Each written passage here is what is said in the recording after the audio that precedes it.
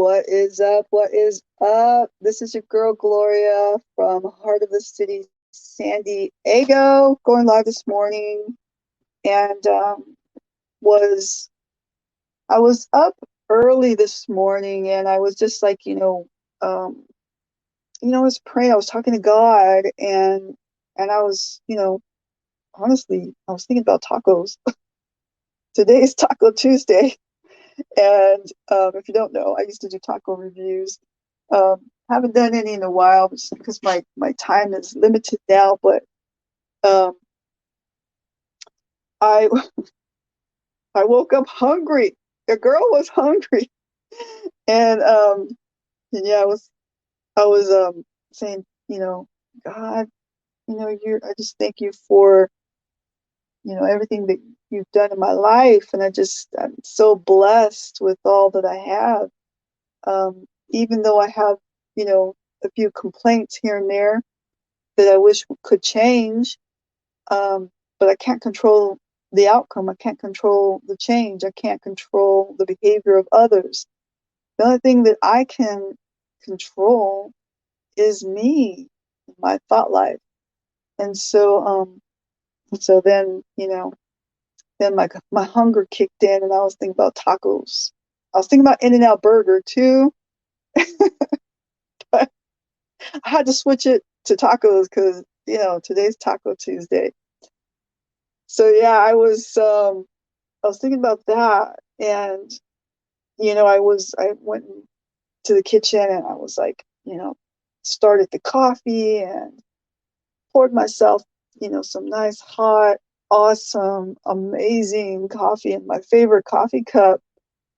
And if you don't know me, let me just explain something to you, okay? Like people that know me know how sensitive I am to caffeine, right?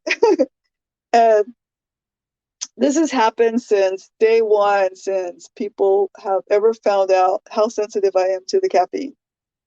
Put it this way, like I'm so chill, like, and I'm so observant, like with people and in like social settings and stuff. I'm like the person that likes to sit at the, kind of like, you know, on the outskirts and observe. And I had this pastor's wife, right? Homegirl kept me in church because she had the best beans ever. Let me tell you. Anyway, I, she used to give me coffee, and she used to pour like, man, I mean, like I was new to drinking coffee. I was not a coffee drinker. And you know how like the young, the millennials are today. They grew up with Starbucks and fancy coffees. That was not me in my days. Okay, that was definitely not me. Um, I was not the young, entrepreneurial girl that drank the coffee until I met this pastor's wife, and she gave me coffee, and I had to like sugar that thing up and pour like loads of milk in it. And the caffeine combined with all that sugar in that social setting at Bible study, I was flying. I was high on caffeine. I was the life of the party. And so they uh they found out that that kind of wakes the girl up. And so yeah, ever since then, um people have been trying to give me caffeine. Anyways, when I do drink the coffee, I have this thing called flow that kicks in. Any of you who are an entrepreneur, or you are in the ministry in any way, shape, or form, you understand when the flow hits. You know what that means. You know that there is a word in your heart that kicks in. You are believing that it is Jesus, and it is probably the caffeine. That is your girl. That's your girl. So, anyway, combined with Jesus and caffeine, whoo, I got the flow. I was reading, I woke up, and I grab the coffee, and I love to have a little read, okay? I'm not always reading the Bible, just so you know. There are times when I don't just read the Bible, okay? I know you think I'm a nun. A lot of you out there, you think I'm a nun. Okay, homegirl just doesn't always read the Bible. I was reading an article, actually, and it was an article about uh, comedy. And I was just consumed by this article on comedy, which was so interesting to me. Because if you don't know me, I'm a why do people do what they do kind of thinker, right? So I am like curiosity at the highest level. I always want to know the why behind who they are and what they do. And so this is the way that I constantly think. And as I'm reading this article on comedy, it is very psychological, right? So you got to know that comedy isn't just some random person jumping up there and telling a joke. Okay, it is got to do with some psychology. It's got to do with some darkness and some laughter and how they view the world. But this article was talking about comedy in crisis today. What does that look like? And it went back to a situation that happened in America called 9/11. Now, you know exactly what I'm talking about, okay? And this article went back to 9/11 and comedy, right? So comedians there was this quiet moment in comedy, and every comedian was trying to find just the right balance of darkness and laughter.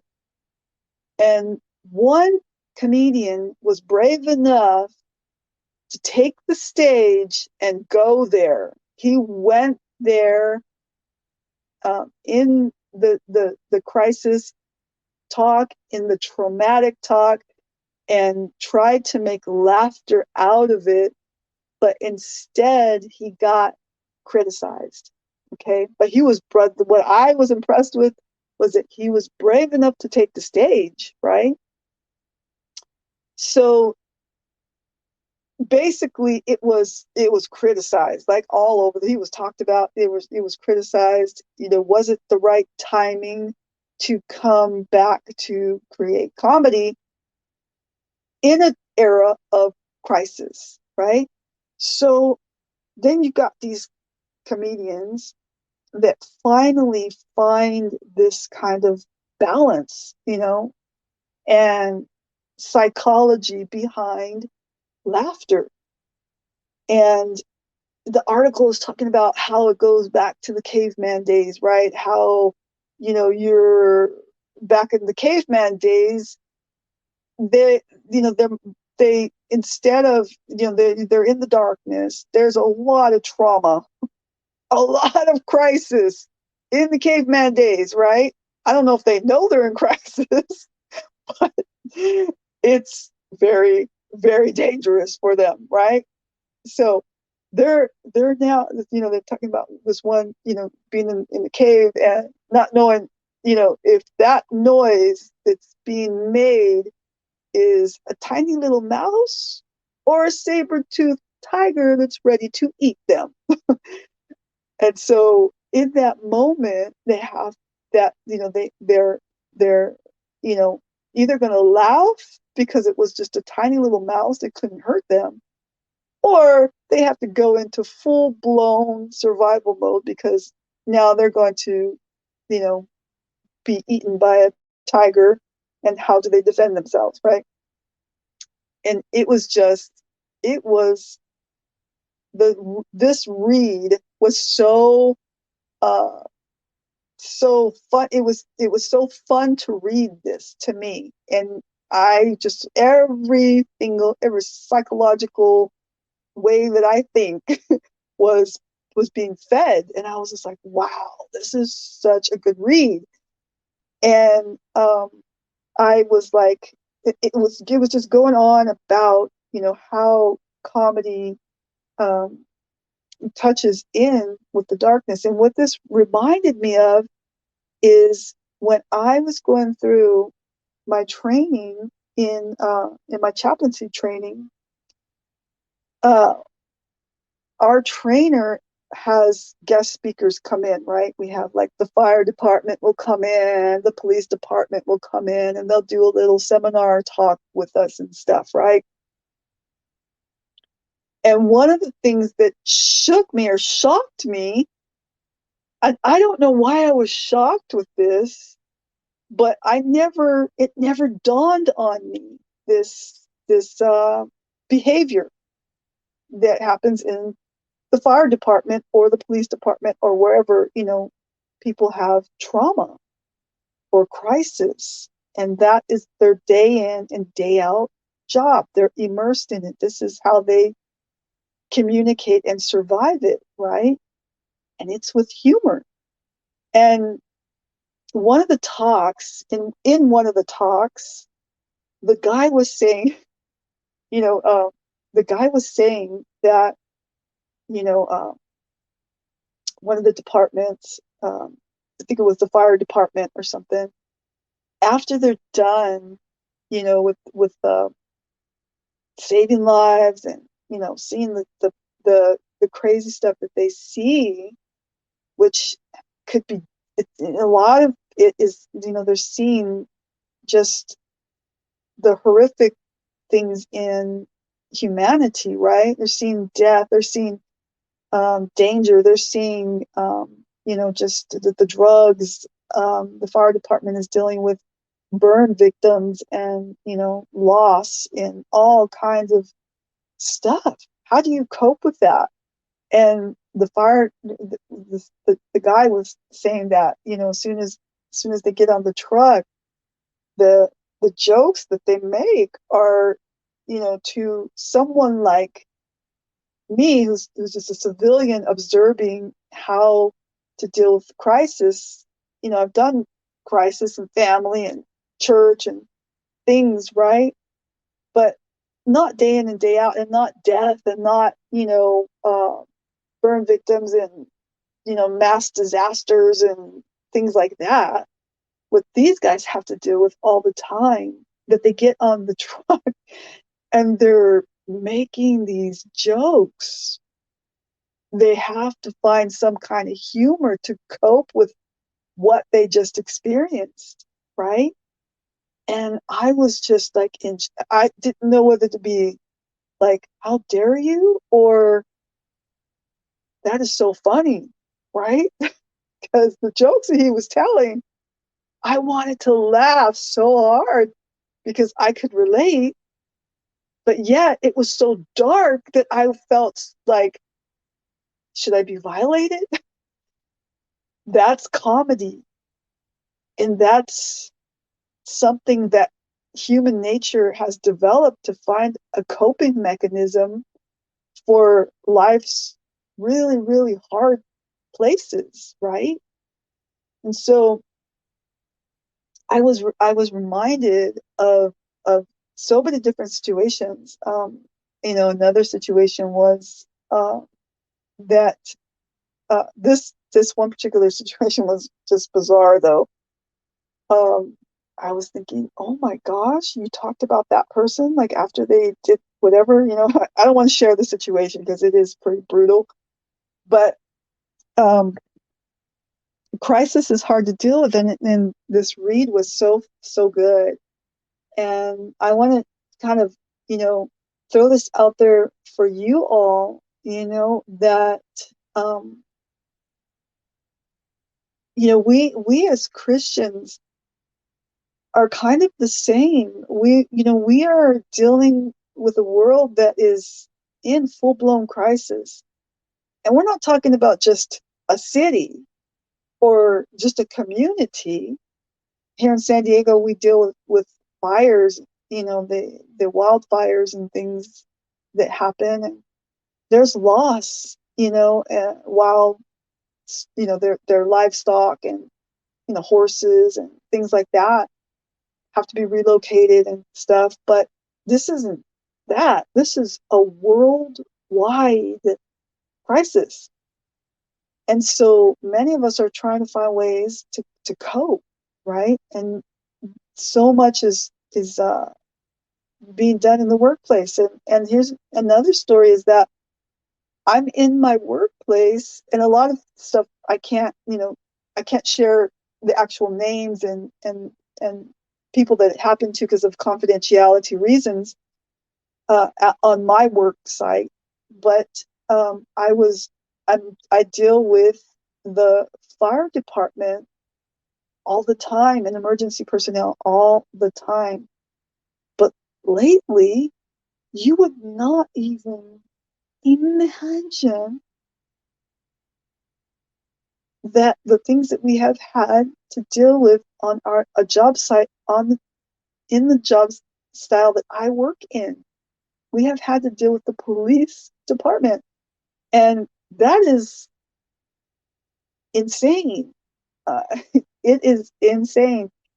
And anyways, this one particular situation happened, and it was with a gentleman who was a former, uh, he's a veteran and a former war veteran. And a situation came about with him, and the fire department was there, and it was one of the guys, an older gentleman who was one of the fire department guys that were there as a fireman, and he came and stood next to me, and for whatever bizarre reason was needing to talk.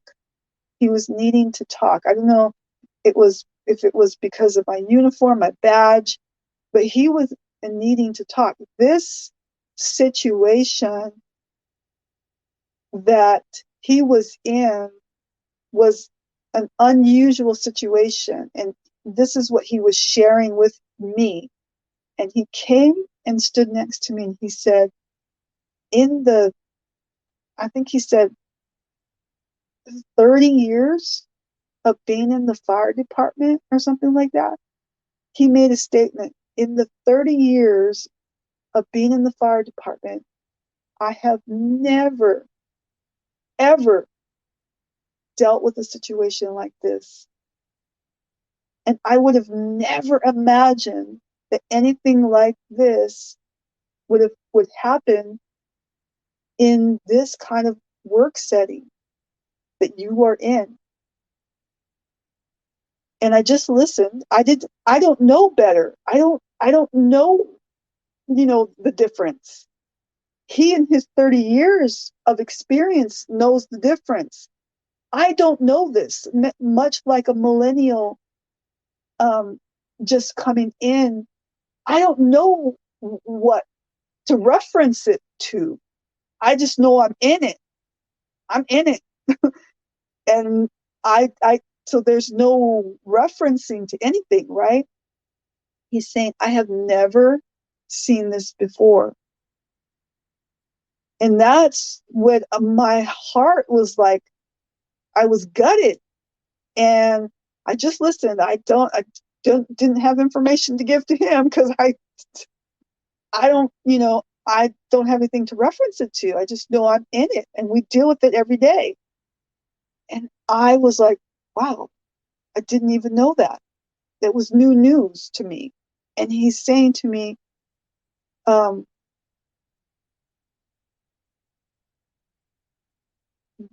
that he never dealt with this, and how do I deal with it? And I just listened. I didn't even know. I was like a deer in headlights. I was frozen with curiosity of, I didn't even realize that it was something a light bulb went on, and I just had learned something new that day. And as I went outside, he was sitting down on one of the lounge chairs outside by himself, just looking out into, not looking up to the sky, but he was just looking out, like daydreaming at what just happened. I don't know if he was, I don't know if he also was a veteran somehow, but definitely this experience was something that just was taking up his emotional um, mind at the moment, and he just was absorbing it. And that's the other thing that he said, this the world as we know it has changed. The world as we know it has changed. And he was kind of in a bit of I want to say almost a daze at absorbing what was just happening to him.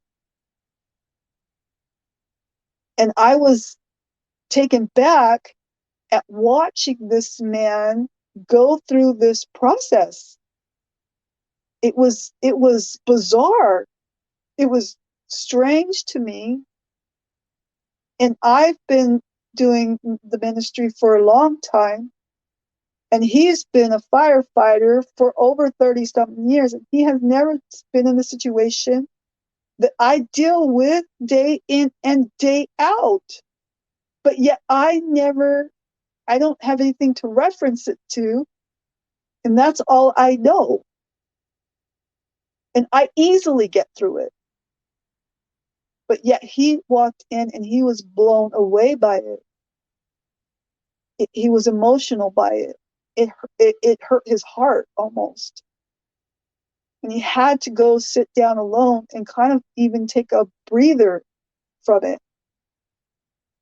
And he says, who would have ever known that this stuff happens in these places as well? Due to confidentiality reasons, I'm not sharing the place or the people or whatever.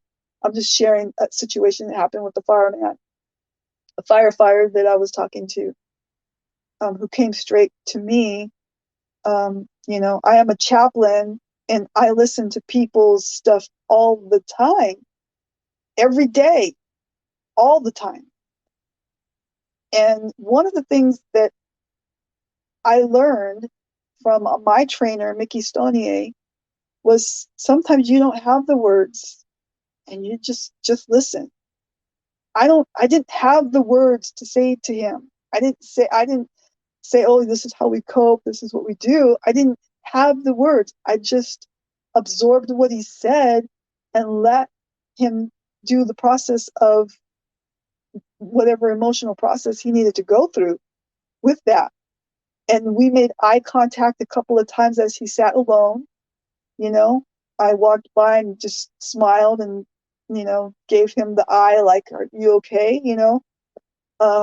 As he was processing this. And throughout the day, there were several calls where he was on duty and we kept seeing each other, and he just was kept, like, it was this weird where we kept seeing each other kind of thing. This really impacted this guy. And I was just like, I went home thinking about this. It went with me. And I was just like, wow. And we had a moment of humor. And in one of the night calls, right before I got off shift, there was another situation where they had to come back and he was still on duty. And we had a moment of humor with the situation, and was able to have a laugh. And then I said, I got to go. I'm off duty now.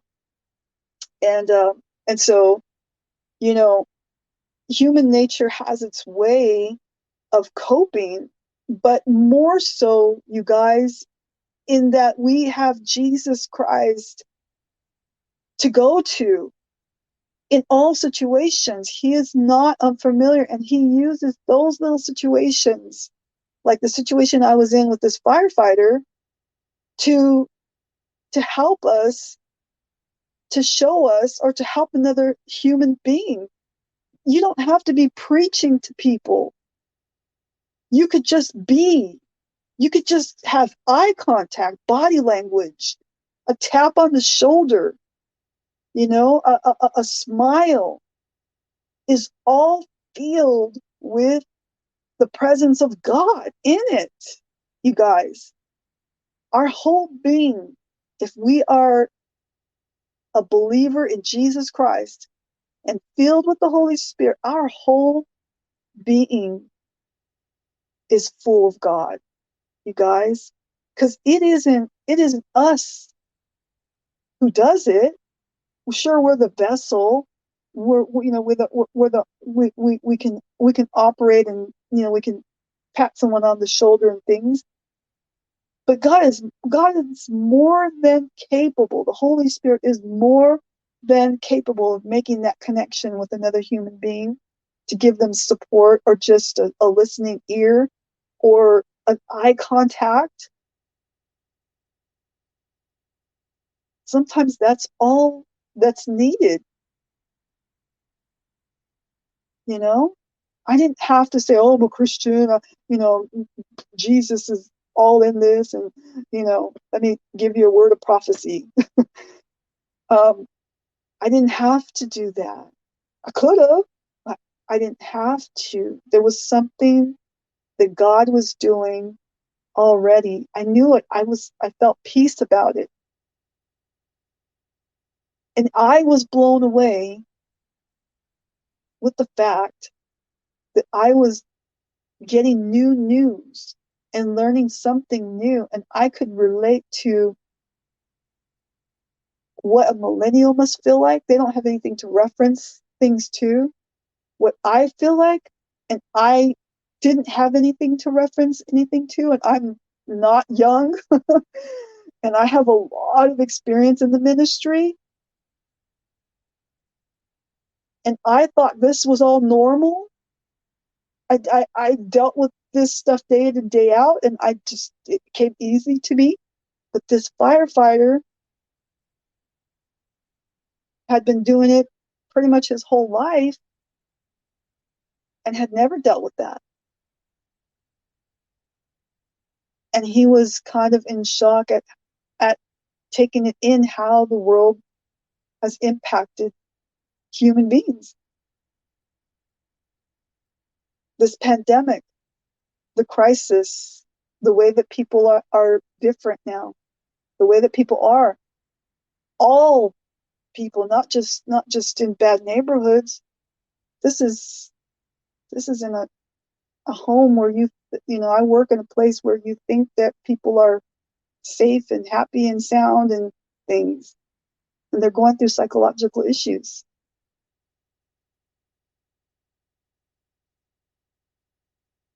We need Jesus. We need to rise above. We need to share love wherever it is. Just a peaceful body language, just an eye contact, guys. I love you guys, and I'm just sharing an inspirational word. Just a word of encouragement. These little messages aren't to preach at you. This is just to kind of bring an awareness of the fact that we need to support each other everywhere, in the workplace, in the ministry, with our family, everywhere. This morning I was having a conversation with my mom as I was, here and having a coffee with her, and she was talking about some situations as well, and we were both going into a conversation, and it's kind of like a teaching situation. I'm doing a lot of kind of teaching with her. She doesn't know that I'm doing this, but we're even trying. We're getting to know each other, because we were away from each other for so long. So there's a lot of trying to get to know each other again. Um, you know, and where she thinks she knows me, there's a lot of a lot that she doesn't know me of me, and she has to learn that. And so and so do I about her. Um, Although I'm very observant and I know her, um, a lot of years she was not, she was an alcoholic for a lot of years and didn't know me. And so there's now learning about each other, and and I like, and I'm teaching her some things about the reason why I do the certain things that I do, because she can't grasp it. She does not even understand at all. And when she has an open moment of listening, I get an opportunity to share the reasons why. I'm all about the why, and all about the curiosity of why people do what they do. And so um, that's what I was sharing with her today. And she was like, "Oh, okay, I get it now. I didn't." She said, "I thought there was something different." She says funny things. My mom is so funny. She goes, I just always thought there was something different about you. I didn't know why there was something different about you. I just was like, she's kind of, she's just like that. She's different. Oh, my mother.